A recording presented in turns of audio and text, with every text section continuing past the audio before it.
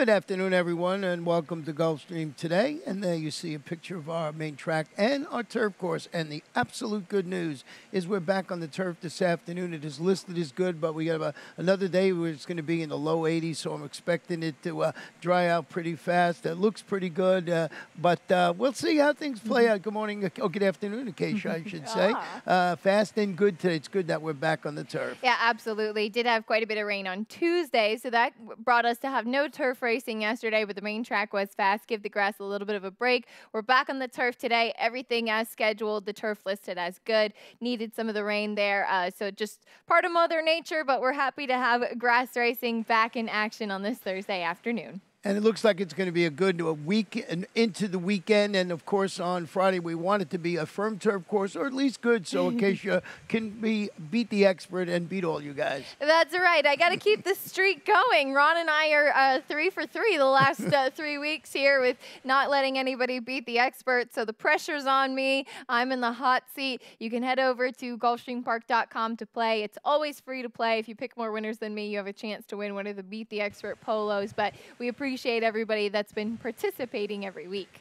Yeah, and also on Friday, kicking off the weekend, we have each and every week the Stronach 5, and we have a nice situation. We have one of our races there. Race number 9 at Leg D is from Gulfstream Park, but we got all the Stronach tracks involved: Golden Gate, Santa Anita, Laurel Park. That's right, and you love to have all 4 tracks involved. It makes for a lot of fun. As Pete always says, it's overlay city with that low 12% takeout, just $1 minimum, and you have about an hour and 20 minutes or so of just jam-packed fun and excitement. So we hope that you get ready to take part. It starts in Laurel Park Race 9 on Friday. Yeah, last week the highest priced horse was $10 and it paid $512. I still can't get over it. I know a lot of times it pays $20,000, but you know, you got to have a couple of bombers, and this was the favorites basically, and it paid $512. So make sure you take a look at those PPs when you get a chance. So main track fast, as we mentioned a couple of times already. We're back on the turf, and we have a couple of pick 5s each and every day. And Acacia's going to show you her early pick 5 ticket. I have a $27 play. I trimmed actually one horse in the first race, and that is currently the 5-2 favorite, the number 4 Aspropodia, who I did have in third. I used 2 horses in this first leg, so maybe that's one you might want to throw on. Maybe the money is key on that one as she tries the turf for the first time. My single will just come in race number 2 to keep things affordable with the 5 Lady Fiorella, who I think is just in a good spot, getting the blinkers on and just not really loving anybody else in that spot. Competitive third race, I'm 3 deep in there. I think Darth, the first off the claim for Saffie Joseph Jr., going to run a good race. Like the 4th race too, I'm trying to get the 3 Secrets kept home. She vastly improved last time out and actually ran a sneaky good race.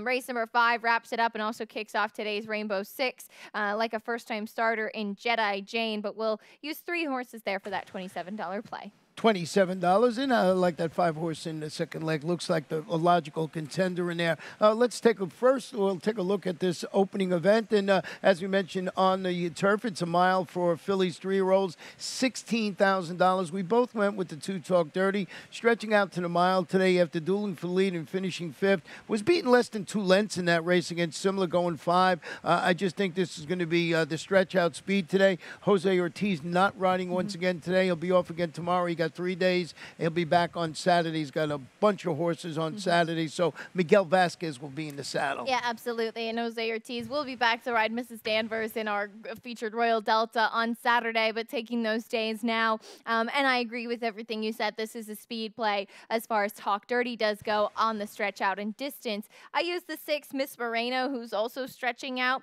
Switched to the turf last time, and this had been a little bit of a wise guy pick for me and getting a chance to run on grass. Though I had noted I wanted her to go longer. So I get that today. Let's see if she's good enough, but I think that distance on turf will just be the right spot for her. Yeah, I went with this Spence in second, who's turning back to the mile, chased the eventual winner of that race, and finished 4th against Similar, going a mile in the 16th. For Nick Gonzalez, Emiciel Jaramillo atop, I think, another piece of the pace puzzle. The horse I did not use, the horse you got trimmed from your ticket, is the number 4 horse. I didn't use this one, you know, from Kenny McPeak's barn, been on the synthetic surface in Kentucky. But she is dropping all the way down to the $16,000. Did debut. That's a $150,000 maiden claim. claiming. So this is by far the lowest that she has faced. She actually has a big turf pedigree, which is the main reason that I used her. Though the stats on first-time turfers with claiming horses is not the strongest, but the drop in class. But she's by M. Shawish, who obviously was very versatile on both surfaces. The dam was a 4-time turf winner, and 2 siblings won on the turf. There's also a multiple graded stakes place horse named Dangerfield in the family. So we both agree with Talk Dirty. After that, the waters apart, as they say. So we'll see how race 1 plays out this afternoon. As you mentioned, a current favorite, the number 4 at 5-2. Second race, 7 furlongs. These are claimers, fillies and mares, 4-year-olds and up, with non-winners of 2 races in life, $6,250. And we have 7 in the field. And I can understand you singling the number 5, Lady Fiorella, who has run well in the past at this distance. And that was my biggest thought. Before the layoff, she was facing significantly tougher and running well. Came back, it was a significant drop in class, and she ran okay as the favorite. I'm thinking second off the bench, blinkers on. I just really didn't trust anybody else in this field. The horse I used in second was the 3 Simple Story, who I felt like just should have run better last time out. So I just am just going to put all my eggs in the basket of Lady Fiorella. And then Lady Fiorella coming back on 7 days rest. And San Antonio DeSano does it more than most people around here. And he's about 15% with that 1 to 7 day turnaround. Simple Story for the reasons you mentioned. And just can't figure out the name of this horse, but I guess they liked it. Freezer Burn, the number 2, is dropping to the 6,250 level today on the main track. Failed to show much against 20 Claim is going 5 in the turf. That Bobby DeBona barn has been heating up. Got a couple of wins over the last couple of days that I've totally missed. Yeah, that's what I was going to say. It seems like every time you don't pick Bobby DeBona, he wins. So take note of that. Take note of that. Make sure you mark that down. Add them to your ticket. There's a good angle for you. Race number 3 this afternoon is this one, we're going to flip the page, is a mile race, and it is a mile starter optional claimer for 3-year-olds who started for 25 or less, or the optional claiming price of $25,000. We did have a scratch in here of the number 4 Hercules, who was my top picket in here, and the change on the jockey of number 3 will now be Tyler Gaffleone. So I guess Siddharth, with the scratch of Hercules, at least in my estimation, is the one to beat in here. Yeah, and he was running pretty well for Gustavo Delgado. Broke his maiden in a very soft $16,000 claiming race, but did it nicely. And then stepped back up in class last time, and he did back that up with the second behind Hercules. Now, this is one of the softer starter optional claiming you're going to find, so I think it's a good spot for him. And I think it's actually a pretty wise claim for Safi, because I think this is a very useful horse. So let's see. He obviously can come from off the pace like he did 2 back, or show speed like he did last time. The number 3, Shoe Shine, is debuting locally at this 1 mile distance after a couple of solid sprints up at Tampa for Mike Deeney. As I mentioned, the jockey changed Tyler atop this son of gemologist. So it looks like the horse is bred to get the mile distance. And you used Uncle Pip in second, who's making his first start. He hasn't been seen in a while. No, he hasn't. He ran early in the championship meet, and I liked him a lot that day, and he ran very well. His 2 dirt races have been good. Of course, the layoff is a little bit of a question, a couple of months. So glad to see him back. He is the half-brother to Extravagant Kid. Let's see if he can get back on track today. Yeah, Armando de la Cerda, the trainer. Miguel Vasquez will be in the irons this afternoon. Race number 4, back on the turf, 1 mile and 1/16. If you're just joining us, the turf course is listed as good. These are maiden claiming 3-year-olds, 25 down to $20,000. Did have a couple of scratches in here of the 5 and the number 7 horse. And you started it off, as you said, you're trying to get secrets kept to win a race. Well, is this the day for John Kimmel? Yeah, this could be it. Like I said, she made a huge improvement last time out, and I thought ran very well, all things considered. Didn't run a step in that $50,000 maiden claiming race 2 starts back. And I thought that was actually a fine field that she faced last time out. I had liked the runner-up, Genevieve's Legacy, who had also gotten in trouble. Secrets Kept had to overcome a little bit of adversity in there.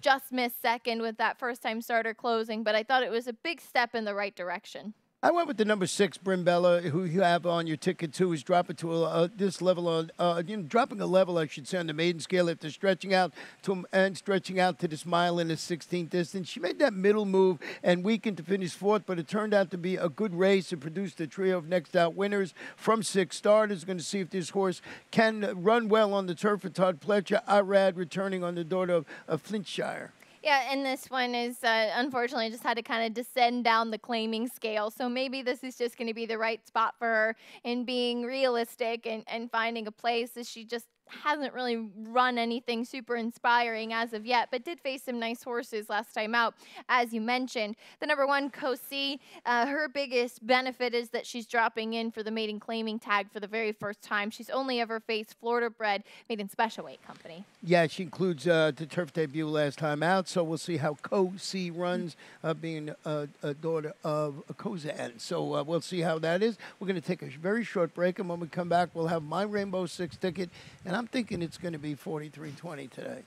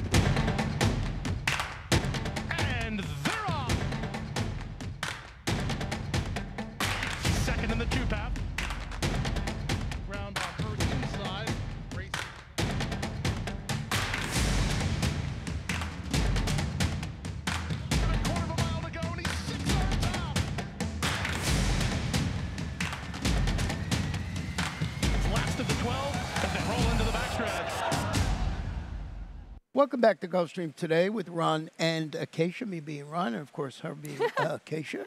In case anyone was confused. Yeah, I don't want anybody to get confused here. You might be just joining us. And we have a...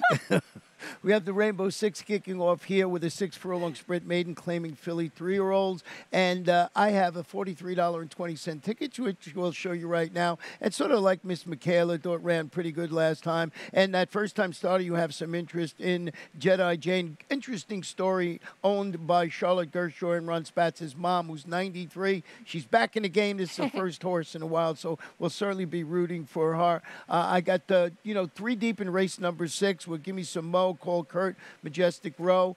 And, money for Row in race 7 is my best bet of the day. I think that horse is going to run well. And Ballistico in race number 9, a 4-horse, 6-1 for Sarah Nagel. Hoping to get a little bit of a price there.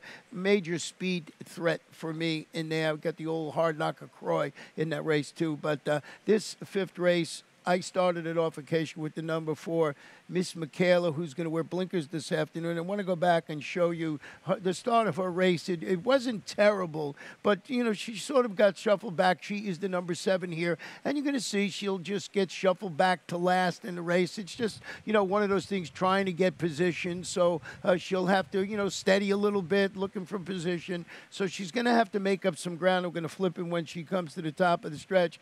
She was second in this race, but she was no match for the winner Borma that day. But I just wanted to show a performance where, maybe if she broke better, I don't think she was going to beat the winner at, it was 4-1 on the board, but certainly kept coming, and I think it's going to move forward off the performance. And I believe, besides not knowing what the first-time starter will do, this to me looks like an easier spot. I agree. Well, the biggest thing is that she's getting blinkers on today, which I think should help, as she has consistently had some trouble at the gate or at the start of the races. And as I often mention, horses that consistently are bumped at the gate or shuffled back early on, it's typically because they are not breaking as fast as they should. And I think that that's the case with Miss Michaela.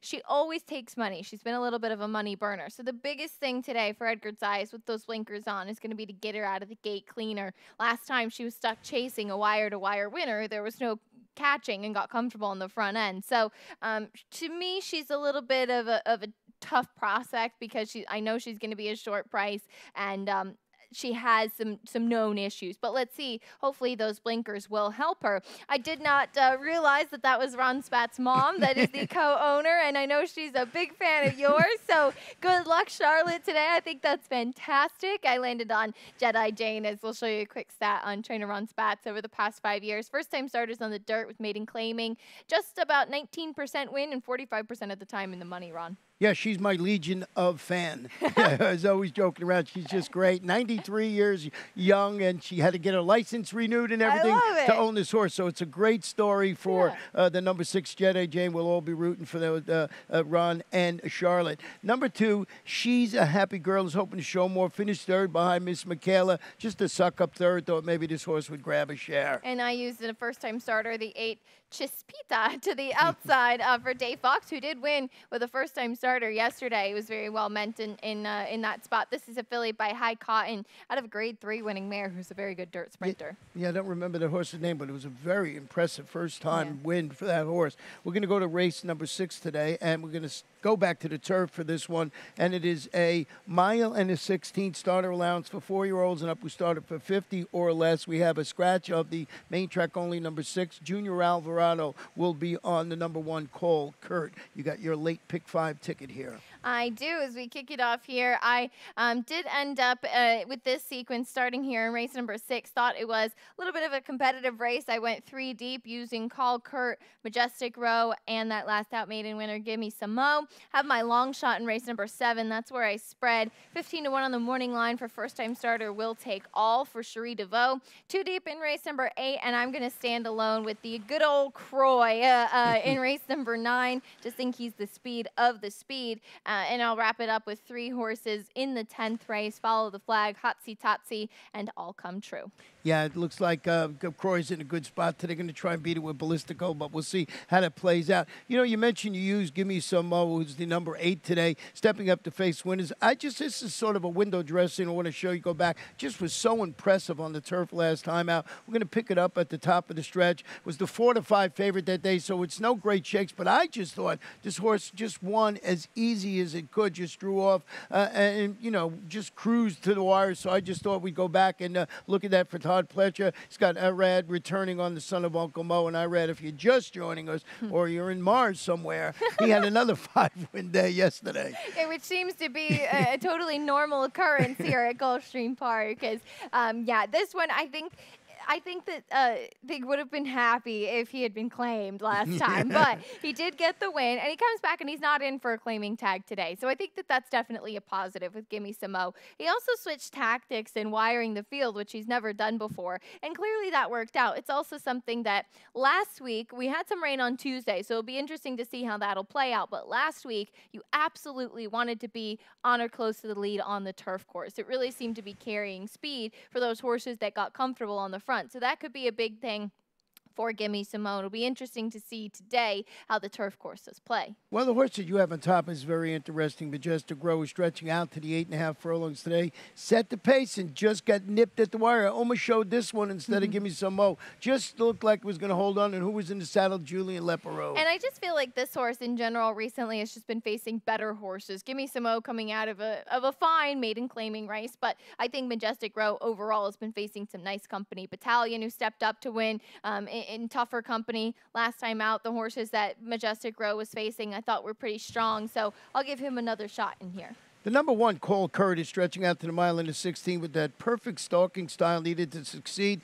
I see some speed in this race today, so Junior Alvarado has just been riding in great form, and I just think that horse is going to sit the trip today. You have this horse in third. I have it in second. I just think a major player with the way the race is going to play out. And as you said, it can be very interesting to see if this rain, and it's listed as good, has changed the conditions, well, how they were running on the turf course. Yeah, will be something to follow for sure, but I think this is a very competitive race. It's a good one to look at. Let's go to race number 7, mile on the turf, maiden special weight fillies, 3-year-olds, and I just thought that the one horse in here, it was actually my best bet today. It was going to be ridden by Paco Lopez today. Want to go back and show you this move of this horse making. Just makes a big move when you see it here. The number 2 that day coming into the stretch just makes this move. She's just gobbling up ground. Looks like she's going to really do something here. And then she's got to, you know, just shift out wide here to close. And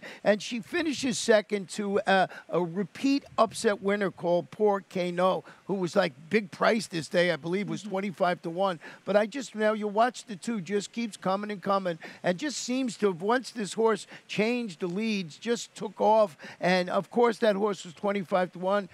okay, but came back and won again. So I'm keying off that race. And this one here is a daughter of money. She get the ideal pace scenario today to help us start close style for trainer Brian Lynch. Yeah, she should. You're absolutely right. Hopefully she's not as far back as she was last time.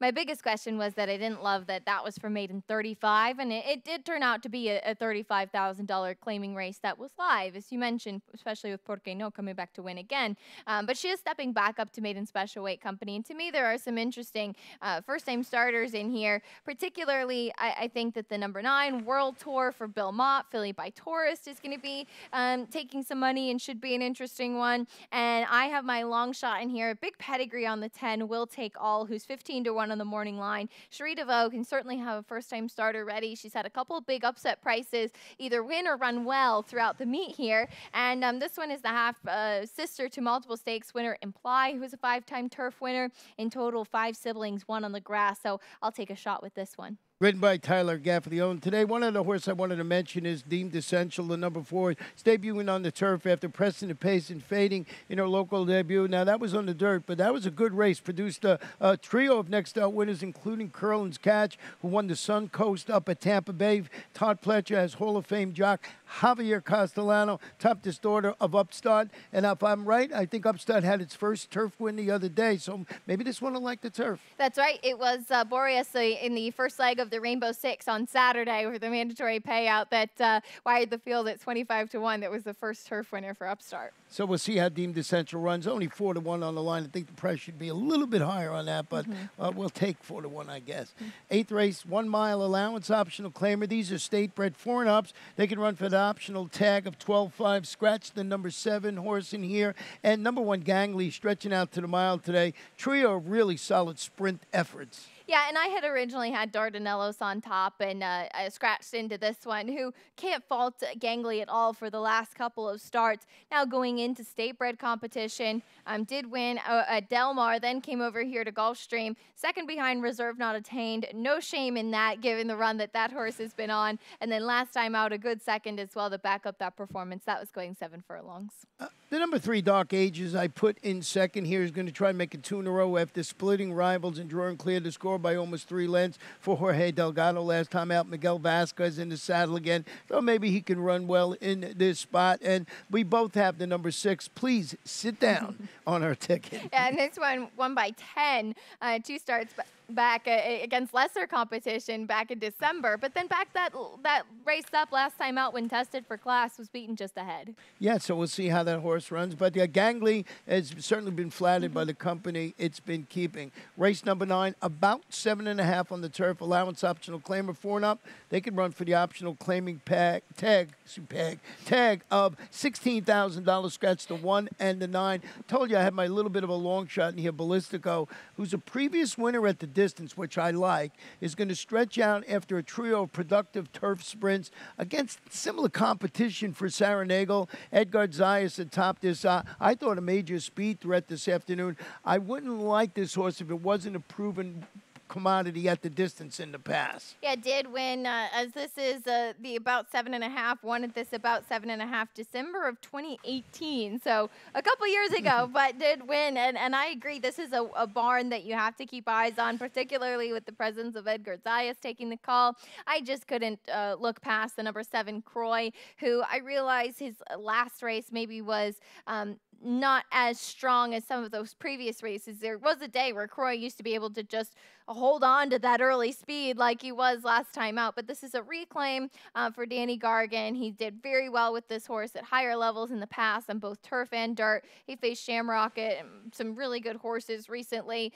So I'm going to give him a shot. I mean, back in April, he ran second behind Halliday, who then would go on to be a Grade 1 winner. You know, just thought he had it all his own way last time out and didn't get, he got to set those moderate fractions and he finished 4th. But do I leave him off the ticket? No. And like I said, trying to get a little bit of a price with Ballistico for a good barn. And my point exactly, cutting back to this about 7.5 furlong distance, going to wear blinkers, broke from post 10 last time out. Didn't run badly for Carlos David. Irad in the saddle today. Yeah, and I had liked him a bit 2 starts back going the miles. I think a little bit shorter is actually better for him. And this could be a good spot for him to get back on track. And race number 10 this afternoon, we're going to continue to be on the turf course, a 1 mile allowance optional claimer.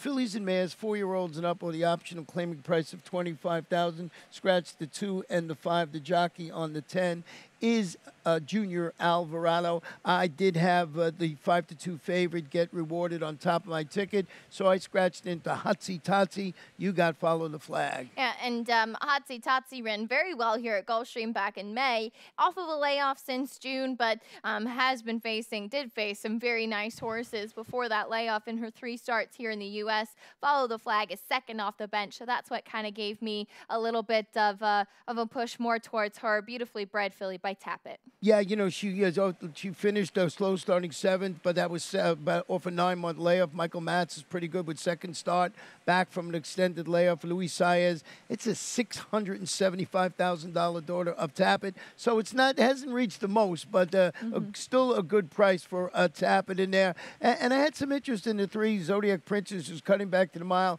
Pressed the pace and faded to finish 5th in that starter allowance, going 8.5. She's a 4-time winner at the mile. You're looking for a little bit of a price. Maybe you use this horse with Lionel Reyes in the saddle. And I'm wondering what we're going to get from the French-bred filly, the 8 All Come True, who won her first race in Europe. That was in France back in October of 2019 for Freddie Head. Came to the U.S. and she was favored last time. Didn't run a step after being off slow. She was off of a layoff, and sometimes the European horses, you can see them break slow. Also, Grand Motion with those European shippers. First time in the U.S., not the strongest. So look for them the next time out. I'm very intrigued by what we're going to get from this filly today. Yeah, we'll see how that horse runs. Always good to see these European shippers run, and they get the Lasix. And well, this one had a start already, so we'll see how it runs here at Gulfstream Park. Now, with that said, we got about 30 minutes left, so we got plenty of time for our lightning round. Well, we'll start it off as Ron teased this a little bit yesterday, as we find ourselves saying quite frequently. It was a multi-win day for Irad Ortiz, 5-win Wednesday. Yeah, he's just been in a zone. I don't know how else to say. And this was one of the most, this was just a great performance. I did not pick this horse, and he just knew that the speed was good yesterday, put the horse right up there where he could win, and just really closed well to win it for his, I think that might have been his 4th victory on the card. That was his 5th win on subsidiary, first off the claim for the Noda brothers. But you're absolutely right. Just seemed to be paying attention to the track, how it was playing, where to put horses, and just doing everything right, it seemed. Yep. As we take, that's a perfect segue into the standings. How about we take a look at where Irad Ortiz is in the standings? 93 victories so far at the meet. Yeah, I looked up last year at this about the same exact time, and he had 93 victories last year at this time. So I was amazed to see that. Louis back there with 70, and Paco, a really good meet, along with Edgard and Tyler. They're just sort of in his dust right now, but there's still a lot of meat left. It is. There's plenty of time, plenty of races still to come, as the same could be said for the trainer standings. Todd Pletcher still holding a pretty comfortable lead, though, but Safi Joseph Jr. very strong there in second, as we do have a tie for 4th as well for 5th, excuse me, with Bill Mott and Danny Gargan both having 15. Yeah, they're both having fantastic meets. And Todd, Safi was getting a little close, and Todd put it in overdrive and got a few more wins. And like we said, just with the jockeys, lots of racing left to go. There certainly is. As we look ahead to Saturday, our feature of the day will be the Grade 3 Royal Delta, as we pay tribute to one of the greatest race mares and greatest families. The breeding and how this legacy is continued on, Ron, with her siblings too, particularly Delta Prince, who is very good. Here's her win at Gulfstream back in 2013 in the Sabin Stakes. Yeah, she was so much the best there. She banked over $4 million in her career, and just one of my favorite horses to run here at Gulfstream Park. And I'm still looking for my Royal Delta hat. I can't seem to find it. Yeah, so I was going to break it out last year for the Royal Delta, but there you see the field. And just really, Mrs. Danvers looks like pretty tough for Sugar there. They put her on the lead last time, as she had the tendency to kind of lean on her foes in the stretch, maybe not get out of the gate very sharp. We'll see if that is the tactic once again. She's 2-1. Eres 2 coming in for Arnaud Delacour, who's been in good form too. She's a really nice horse. Looking forward to seeing that matchup. Yeah, it's going to be a good matchup. That one, a really nice victory up at Laurel. Talking about the 3 in that race. And Irad will be in that saddle against his brother, who's on the number 7 horse. That'll be the Grade 3 Royal Delta. Goes as race 11 on Saturday, honoring the 3-time Eclipse Award winner Royal Delta. As the field has been drawn for the Saudi Cup, it's coming up this weekend as well, Ron. Field of 14 14 with 5 U.S.-based runners. Yeah, interesting to see how Knicks Go runs in there. And we got a couple of horses that we, from this side of the pond, wherever you want to call it, with Charlatan. I'm really curious to see how Knicks Go runs. Yeah, absolutely. Of course, our Pegasus World Cup winner. You have Sleepy Eyes Todd, who was 4th in the Pegasus World Cup. Tacitus for Bill Mott in there as well. Max Player. Looking forward to cheering on the U.S. team over in the Saudi Cup. Yeah, that's going to be a great race to watch. As we get ready for next Saturday, the Fountain of Youth next on the agenda, Ron, for the Kentucky Derby prep races here at Gulfstream Park. Shug McGahee, speaking of Mrs. Danvers, he's got a big couple weeks, as he says. Greatest honor is a go for the Fountain of Youth. Yeah, just very impressive winning. The Holy Bull just drew off to win it by open length. So this horse looks like coming to the race. And how good has Shug been going? I mean, this barn, everything he puts out has just been, if not winning, been right there at the wire. And having a spectacular meet. So looking forward to seeing the Holy Bull winner take on the rest of the foes in the Fountain of Youth, as we thought this would be a fun thing to show. As Mattress Mac has been a great humanitarian, a great supporter of the game, of course, and of his stallion Run Happy. As Run Happy got his first stakes winner in the Gander up in New York for Jonathan Thomas in the form of Nikki the Vest. Nikki the Vest is really, this was look at that snow. So, but a nice performance. We actually have on Saturday a half to Run Happy running. So we'll see how that horse runs out. And congratulations to Mattress Mac, the best. They having a really cold weather in Houston, and of course he's stepping up. He wants to open up his furniture stores to keep people warm, which is pretty cool. Absolutely. Great guy, as we said, and wishing him all the best as Run Happy got his first stakes winner there in Nikki the Vest. I like that name. Nikki the Vest, New York bred, by the way. Absolutely. Different tune now for Jonathan Thomas. And that'll wrap it up for us today. We'll send it up now to track announcer Pete Aiello for the scratches and changes.